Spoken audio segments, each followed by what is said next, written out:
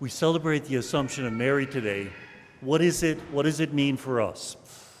Well, first of all, the Assumption is the idea that Mary went into heaven, body and soul. That's going to happen to all of us eventually. At the Last Judgment, we'll be invited to heaven, body and soul. And you heard that, body and soul.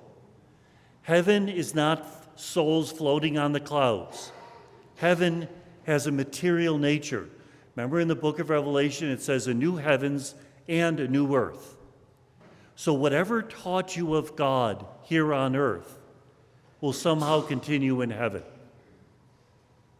Music, dance, poetry, deer that don't run in front of your car, mockingbirds, all the beautiful things around us will somehow be transformed.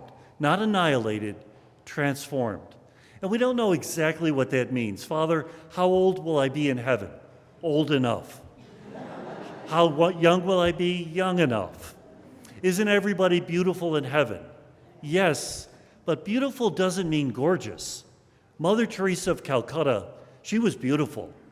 But if she ever had a facelift, there was enough skin left over for a set of luggage. We don't know exactly what we'll look like, but Mary's Assumption is the promise that this will happen to us as well. The second thing, heaven, where is it? Remember when the Russians first sent the cosmonauts into the upper atmosphere, and they looked down on the clouds and they said, there's no heaven. Actually, you might be interested in knowing that was Yuri Gagarin. He never said that. That was the propaganda of the government. Heaven is not up there. Heaven is a different dimension that coexists with this world. If you watched a lot of Star Trek, you know what I'm talking about. The idea that somehow those who have passed are not completely gone. They're still with us in some way. How else would St. Anthony find your car keys? He's still around, as are our deceased loved ones. They're still around in some way. So heaven, a different dimension. Body and soul. Did Mary die before she went to heaven? Depends who you ask.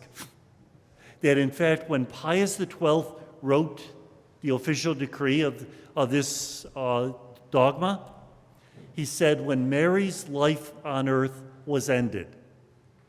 Isn't that ambiguous? In fact, in the East, they believe that she fell asleep.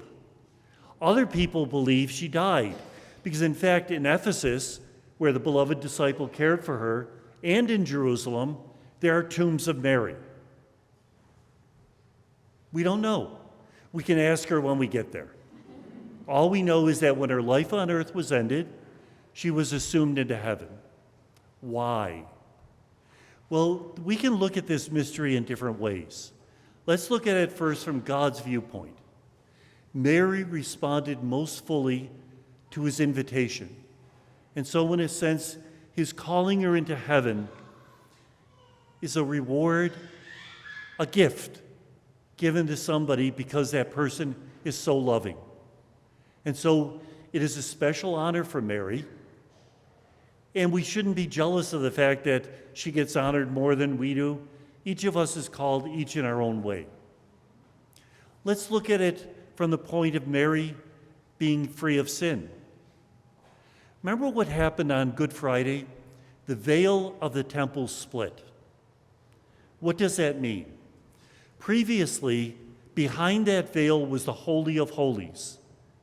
And that's where God would dwell on the earth. Now that the veil is split, we have access to that Holy of Holies. We can go in, or even more, the holiness can come out. That with Jesus' death and resurrection, everything in this world is consecrated. It's made holy. And if Mary didn't have any sin, she could already see that. She could experience that. And so in a sense, taking her up into heaven, body and soul, she already was in heaven. after the resurrection of her son. Third way to look at it, Mary. What do you think Mary felt when she heard her son died? Incredible grief. If you've ever seen a parent who has lost a child, I saw when my brother died, my parents aged 10 years in 2 weeks. You could just see it. But then she hears a few days later, he's risen. What do you think she felt? And he sticks around for 40 days, and then he disappears again. Do you think Mary might have been a little confused? It's kind of like your kids come home from college, leave the dirty laundry, and go out with their friends. And in fact, in the Gospels, I don't know if you ever noticed, there are no stories of Jesus appearing to Mary. He appears to everyone else, but they don't tell us about his appearance to Mary. Why? Maybe because she didn't need it. She believed. Even without seeing, she believed. But what do you think she felt after he ascended into heaven? Do you think she desired to see him again face to face, to touch him, just be with him? This was a holy desire. And that holy desire was fulfilled so much that this world could no longer hold her. So from Mary's point of view, it was a desire that was fulfilled. Let's talk about holy desire for a few seconds. What do we really desire? Is it to be with God? Is it to be loving people? Is it to be authentic, transparent? Or is it to have a good time, think of ourselves? What is the most important thing that we hope for?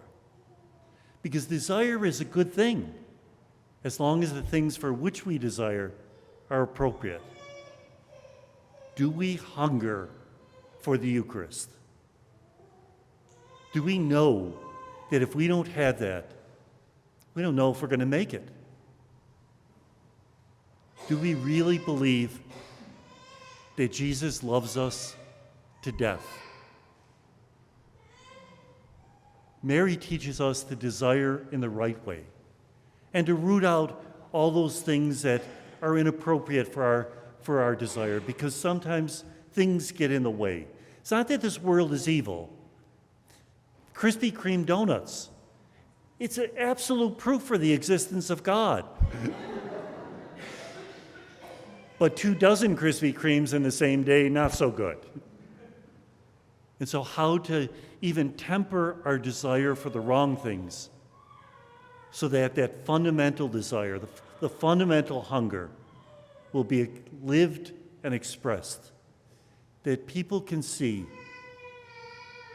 They can see that our hope is not wishful thinking.